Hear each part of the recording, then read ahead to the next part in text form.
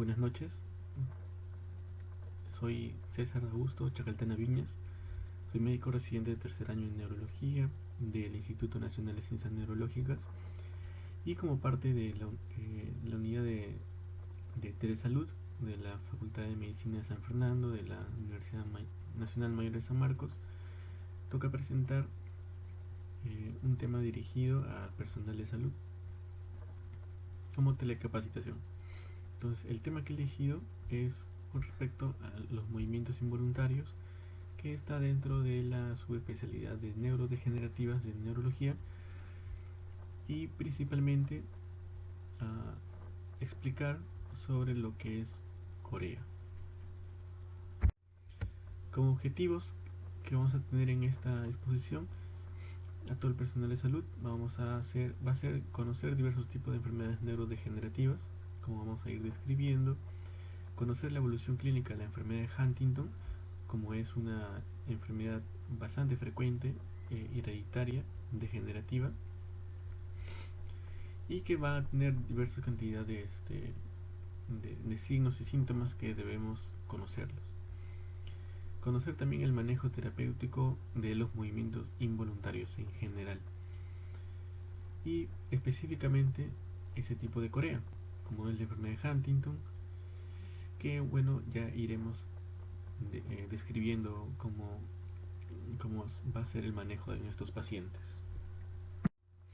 Entonces, va a ser esta Corea un trastorno de movimiento, va a ser hipercinético, y esto no es algo novedoso, no es algo de este siglo ni estos últimos años. Este problema ya ha sido descrito desde la Edad Media y se le llamaba una manía danzante.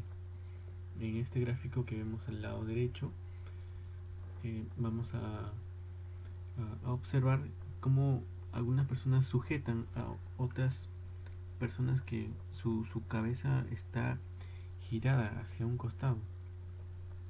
Miren cómo está el cuerpo de esta persona. El abdomen hacia adelante, la pierna hacia adelante también un poco elevada. Igual acá, esta persona también tiene el cuello hacia un costado. Y las otras personas tratan de sujetarlas porque, bueno, como no se tenía bastante conocimiento sobre estos temas en esa época, los trataban como poseídos por el diablo, ¿no? Eh, o eran brujos, brujas. Entonces no se conocía esto. Ya para el siglo XVI, Paracelso describen tres tipos de Corea: Corea lasciva, imaginativa y naturalis, que posteriormente se describió que la Corea naturalis que explicó Paracelso en su tiempo sí correspondía a una enfermedad orgánica que producía este movimiento involuntario. Los demás, como son la Corea lasciva y la Corea imaginativa, al final se evidenció que eran más que todo problemas psicógenos funcionales. Ya para el siglo XVII, Thomas Sydenham lo describe también como una Corea de San Vito, que bueno, era en una localidad donde habían varias personas con este tipo de problemas y, y estos movimientos, que como bien está escrito en latín, Coreai eh, significa baile en castellano. Entonces, estos movimientos que van a hacer en todo el cuerpo van a simular como si fuera un baile. Entonces, la Corea es un movimiento involuntario, aleatorio, irregular, sin propósito, que fluye desde una parte del cuerpo al siguiente. Esto va a comprometer todas las extremidades, incluso el tronco, el cuello, la cara y la lengua. Puede ser rápido, puede ser lento, y la amplitud también va a ser bastante importante. Personas que ya con un diagnóstico por bastantes años, la amplitud va a estar bastante incrementada y va a comprometer bastante su día a día, como ya iremos describiendo los síntomas. Entonces, en este esquema es sobre todo para describir que no solo existe, que la corea tiene diversos tipos de etiología. Y según el inicio de presentación de esta corea, nos va a orientar a qué enfermedad puede corresponder. Por ejemplo, si el problema inicia a nivel en la cara o a nivel de la frente, a nivel frontal, nos correspondería con una enfermedad de Huntington, que ya iremos describiendo. Si el problema inicia a nivel orobucolingual, ahí está lista. Una disgenesia tardía, síndrome paraneoplásicos, coreoacantocitosis, la enfermedad de Wilson, que es bastante conocida, y otras cosas raras, ¿no? Como la neurodegeneración asociada a pantoteniatoquinas. Y cuando ya hay un problema que corresponde, o que compromete, mejor dicho, a varios segmentos corporales, como son el miembro superior y miembro inferior, o la mitad del cuerpo, eh, ya se va a llamar una hemicorea, ¿no? Mitad del cuerpo va a estar como estos movimientos coreicos, y se va a describir en los que hay una lesión cerebral y los que hay ausencia de una lesión cerebral. Cuando hay una lesión cerebral puede ser vascular, puede ser por hiperglicemia o infeccioso como el toxoplasmosis. Y si no hay una lesión cerebral, pueden ser problemas metabólicos o autoinmunes, como es la corea de Sydenham o síndromes paraneoplásicos. Entonces, para evaluar ese tipo de pacientes, vamos a considerar una escala motora, la escala motora unificada para la enfermedad de Huntington, así como hay una escala para la enfermedad de Parkinson, también la hay para la enfermedad de Huntington, en el que los parámetros a evaluar pueden ser el seguimiento ocular, horizontal y vertical, los movimientos acádicos, la velocidad también, la pronosupinación de los miembros superiores, puño, mano, palma, la rigidez, si es que hay bradicinesia, la corea. Entonces, todo esto nos va a sumar un punto o unos puntos según lo que corresponde, ¿no? Lo que va a presentar el paciente. El máximo va a ser 124 y no necesariamente va a haber un valor normal, un valor este, alterado, ¿no? Sí, solamente esto es importante para el seguimiento de la enfermedad, ya con un problema diagnosticado.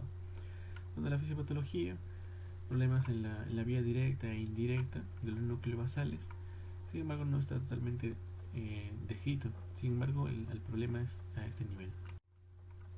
La enfermedad de Huntington, como describí, una enfermedad hereditaria que puede iniciar en la adultez, en la tercera y cuarta década. Es una enfermedad autosómico dominante y se caracteriza porque hay una repetición en el trinucleótido CAG, en el gen de la huntingtina, en el cromosoma 4, en el brazo corto del cromosoma 4. La progresión motora va a ser bastante significativa, también alteración cognitiva y cambios del comportamiento. Y todas las personas podemos tener estos tripletes, el CAG. Sin embargo, no todos vamos a desarrollar alguna enfermedad, sino va a ser que este triplete, conforme mayor sea la repetición, vamos a tener la enfermedad, como vamos a ir describiendo. Entonces, el triplete que tenga el paciente una repetición del triplete CAG mayor a 40 va a tener una alta penetrancia, es decir, el desarrollo de esta enfermedad. Hay un episodio prodrómico que se desarrolla 10 años antes de la enfermedad y van a ser síntomas motores y no motores. No motores como son los movimientos coreicos leves y no motores como crisis de ansiedad, más que todo psiquiátricos o psicológicos.